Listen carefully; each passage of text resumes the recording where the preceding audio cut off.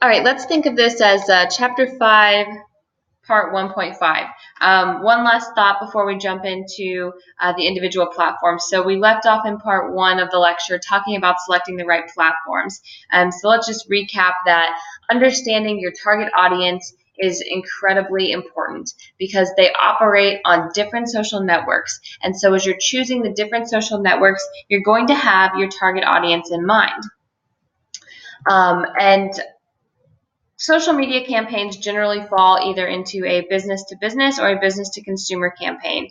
And if we're talking about business to business marketing, most times social media managers are going to select LinkedIn to talk to their customers.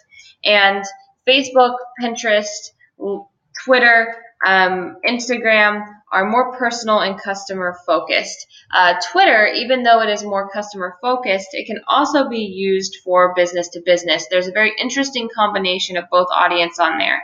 And we're going to talk about Twitter more in depth in Chapter 6. And that combination of two audiences. But in Chapter 5, we're going to finish up by focusing on Facebook and LinkedIn specifically. So before you dive into the Facebook lecture, which is Chapter 5, Part 2, you do need to go to Hootsuite University and watch two videos.